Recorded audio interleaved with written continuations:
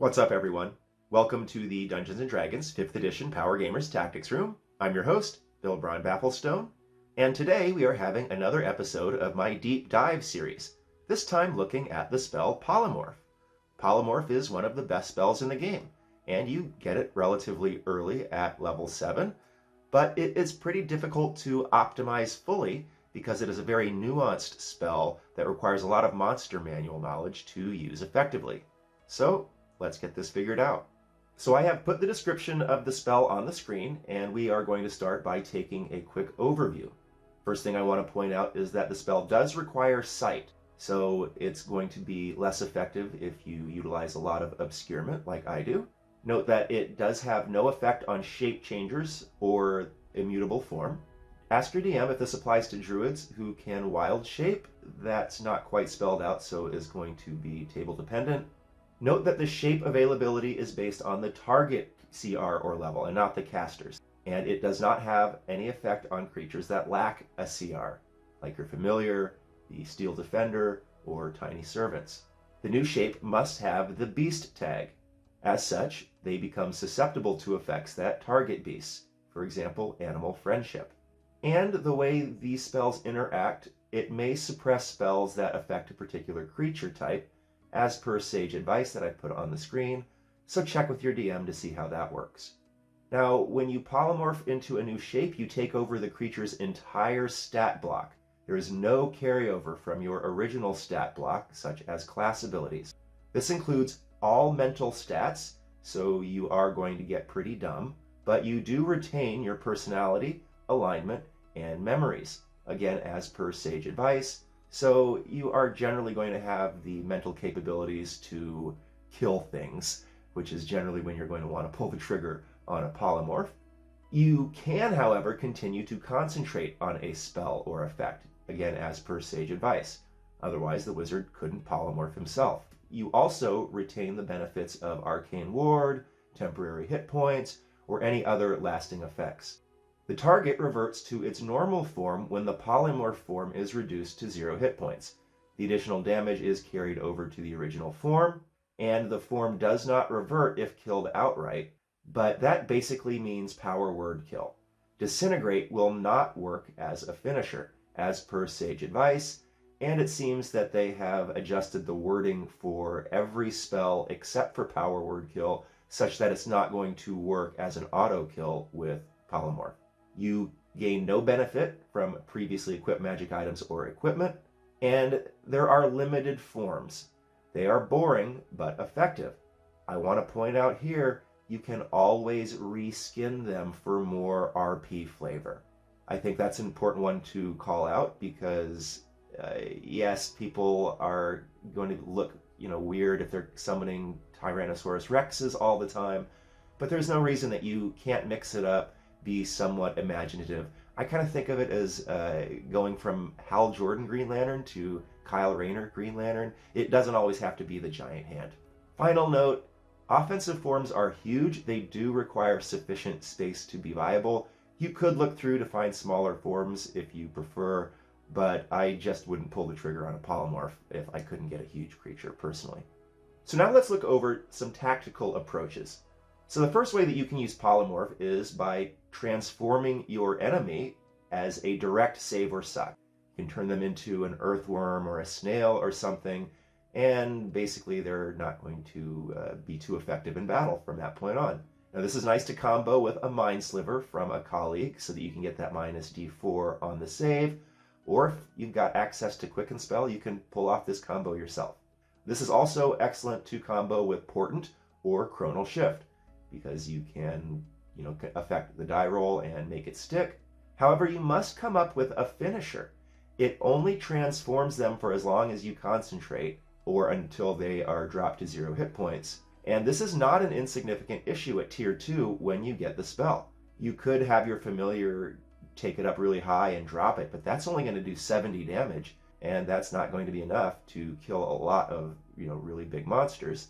And the fact is, D&D is just not full of insta-kill mechanics. Most allow for a saving throw.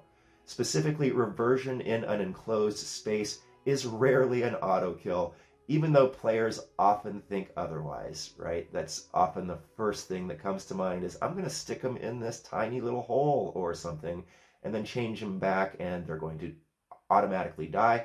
That's not how it works in Dungeons and Dragons. So power word kill is about the only exception. You're not going to be rolling that out, let's be real. So if you're going to try and creatively dispose of the enemy as a finisher, it's going to require DM approval and is going to be totally table dependent. However, even without a viable finisher, this tactical approach is still viable.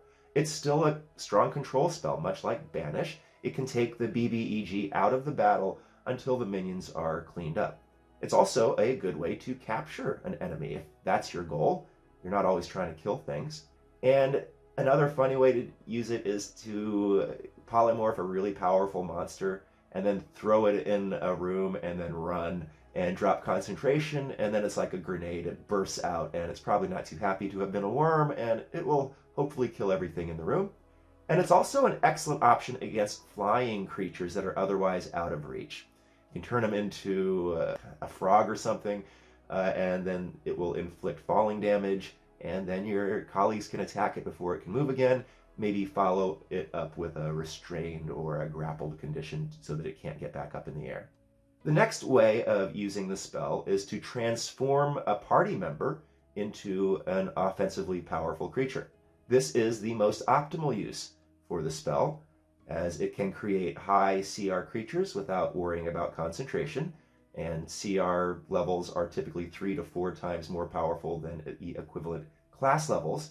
And this is going to be more reliable than using it directly against an opponent because the opponent would get a save, whereas here your party member is going to willingly accept the polymorph. However, this is not typically a very popular tactic amongst party members, especially as a plan A. There is a massive metagaming distaste for it because PCs typically prefer to use their own class abilities and their own magic items. That's, the fun of it. And they don't generally want to be a T-Rex or a giant ape. So in practice, this spell is typically held in reserve as a type of panic button or a quasi-heal. Now note, you have to get the timing right because it doesn't affect creatures already at 0 hit points. But healing is probably not the wizard's department. I'm going to guess that the party is typically going to have better options for that. And so if it's only used as a panic button, the fact is it won't be used often. And quite frankly, it is inefficient to prep it if this is the case. So talk to your party members and see if you can get them to sign off on using this regularly because it is very powerful. But the fact is that it's not going to fly with a lot of party members or players, so you're going to need to get that figured out. There are a couple of utility uses that you can do with it if you're transforming a party member. For one, you can remove penalties from equipment, for example, the stealth penalty from armor. So if you need your paladin to be a little sneaky, you could pull the trigger on this, although that's kind of a high investment for that, but it might be important, I don't know. You can also remove role-playing penalties for appearance by making them look like someone else. Now, admittedly, it's a 4th level spell, and Disguise Self is 1st level, and Alter Self is 2nd level. But guess what? Those spells only affect you. Polymorph, you can affect someone else. And the fact is that how often do you really have Disguise Self or Alter Self prepared? I'm going to guess you have Polymorph prepared an awful lot more than either of those two spells. Another way that you can leverage the spell is by transforming yourself. Now, this also has non-combat applications for interactions and scouting and travel. And we should point out that concentration is going to be an issue. Even if you take a high con beast like the +4 of the giant ape or the Tyrannosaurus Rex. So recall that the creature stat block has no feats. Warcaster isn't going to help you on concentration. Now, standing next to a paladin will help you on concentration. And if he's maxed out, then that's a +9. So you will auto-save against the standard concentration check. Or you can offload your concentration by employing a Ring of Spell Storing, a Spell Gem, Arcane Abeyance, or a Shield Guardian, and then you're not going to have to worry about losing your concentration in your polymorph form. The giant ape form does have an elite ranged attack and great mobility, So you can leverage that heavily to make sure that you don't get hit and have to make concentration checks. And you can combo this with non-concentration spells like Mirror Image or Blink or Fire Shield. Those are nice as a T-Rex. And you can even combo this with concentration spells because, as I've already mentioned, there are a few mechanics that will allow you to offload concentration. So if you throw a Haste or a Shield of Faith on top of your T-Rex or a Great Ape, you can do a lot of damage. The last way is by transforming a servant or a summon, and this isn't usually all that workable. Most summons are already better than the beasts that you could transform them to. Many of the things that you would like to transform lack a CR, so are invalid as targets. You know, you're familiar with the Steel Defender or your Tiny Servants. Now, zombies and skeletons are CR 1/4, so they can take some utility forms, and Warlock Familiars are CR 1, so they can also take some utility forms. And if you are lucky enough to have a Shield Guardian, as I myself was very luckily able to acquire recently, those are pretty fantastic because they are CR 7. So you can transform them all the way up into a giant ape, and they will never complain. Next, I want to look at some of the combat forms available. There really aren't that many viable ones because it's beasts only, and there are not really that many beasts available, and the ones that are available are pretty low CR. So when you're talking about combat forms, there's not too many to go over. The big ones, of course, are the T-Rex and the giant ape. So looking at the T-Rex to begin, it's CR 8, comes in at AC 13 and 136 hit points, gets 2 great attacks, a bite at +10 for 33 damage, and auto grappled restrained. They need an action and a save DC of 17 to escape. That's amazing. Restrained is attacks at advantage and attacked at disadvantage.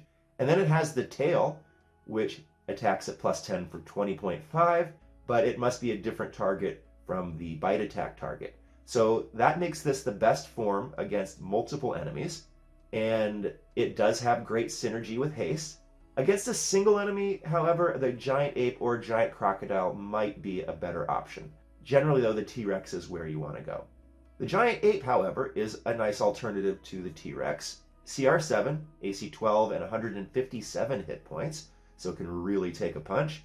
Gets 2 fist attacks at +9 for 21.5 each, and it gets 1 ranged attack at +9 for 30.5. That is an elite ranged attack. Great synergy with haste. You do need rocks, so you might want to have some of those available. I carry mine in a bag of holding. And this is, in a vacuum, the best combat form against a single enemy. And it's the best combat form for self-casting because attacking from range mitigates the concentration checks. So this thing is a really good combatant. It has a really nice ability to shove and grapple because it has a +9 on athletics. That ranged attack is really elite, and it has a 40-foot move and climb, so really good mobility. The giant ape is an excellent option for Polymorph. Next we have the mammoth, and you're not going to want to do this one too often because it is inferior to the T-Rex and the giant ape in most cases. AC 13, HP 126, gets 1 gore attack at +10 for 25. They then have to make a DC 18 strength save or go prone, and if they go prone, they get a bonus action stomp and can trample them for 29 damage at +10. So really good damage if you have the room to get that trample off. But the main thing is that it is a 40-foot move, huge creature that can be used as a mount, and it's big enough to carry the whole party. So good combatant and pretty good utility as well. The next combat form we should consider is the giant crocodile. CR 5 comes in at AC 14 and 85 hit points. It's very similar to the T-Rex. It's like T-Rex-like. 2 attacks per round, a +8 bite for 21.5. That creates the same auto-restrained condition that the T-Rex does with a save DC of 16 to escape. And it gets the tail at +8 for 14, which will force a strength save versus DC 16 or be knocked prone. And they can both be directed at the same creature if you take the tail attack first. Once you get the bite down, you can't use the tail on them anymore, but you can get both of those off against the same creature. And while it's not as good as the T-Rex, sometimes you can't cast a CR8 T-Rex, and you need to drop to a lower CR5 crocodile. You might prefer it to the giant ape against a single enemy, if the T-Rex is not available, because that restrainment is very good if you have allies, because that allows them to attack at advantage as well. And it can hold its breath for 30 minutes and has a 50-foot swim. So it's probably the strongest underwater option. And you can combine the bite attack with movement to drown enemies. That's actually how crocodiles tend to kill things in real life. They grab them and then just drag them underwater until they stop moving. So you can absolutely do that in this game as well if the environment is in your favor. And the last form worthy of mention is the giant shark. CR5, AC 13, 126 hit points. Only gets the 1 bite attack per round, but it's pretty good, and they will get it at advantage if the target is, not at full HP because it's bloody. So a decent underwater form with that 50-foot swim speed, and it does breathe water. It is slightly inferior to the giant crocodile in combat, but it will last the full 1 hour duration, whereas crocodiles can only hold their breath for 30 minutes. So you might, in some cases, prefer the giant shark. There are also a few utility forms that I think might be useful at times. The giant elk is a CR2 creature that can move at 60 feet, and it's large enough to carry the whole party. And, it's decent in combat if you end up having to do that. The crag cat is a very interesting one. It's CR1 only, so you can turn your warlock familiars into this one. AC 13, hit points 34, but a pretty nice stack of abilities here. 40-foot move speed, plus 7 stealth, non-detection, and spell reflection. That's pretty crazy out of a beast. Not the best in combat and doesn't have a very good perception, but I can see this being useful at times. Next, I want to point out the giant spider, just CR1, AC 14, and 26 hit points, but it does get plus 7 stealth, does have blind sight, which is really nice. It is large, so mountable, and it has a 30-foot spider climb. And the web sense might be useful if you're ever in a spider's den full of webbing. I'm actually in an Underdark campaign, so I have seen those, and so this might have been useful in that scenario. So next, a couple of little ones that you might conceivably want to turn a skeleton or a zombie into.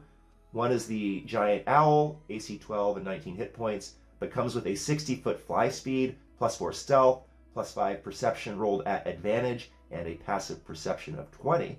So pretty good mobility, speed, and perception on this one. And the giant lizard is interesting, AC 12, 19 hit points, but it is large, so you can mount it, and it does have a 30-foot climb speed.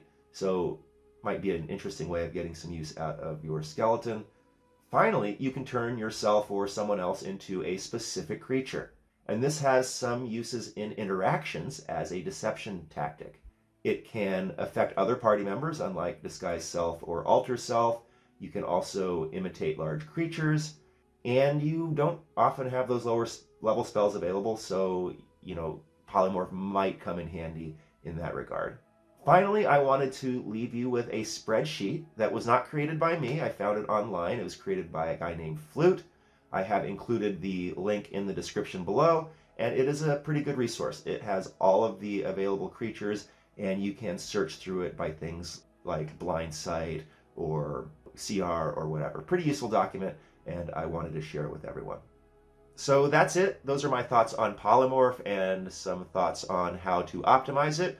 Let me know in the comments if you agree or disagree or have any other cool ideas on how to use the spell.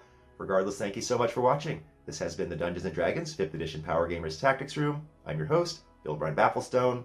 See you next time.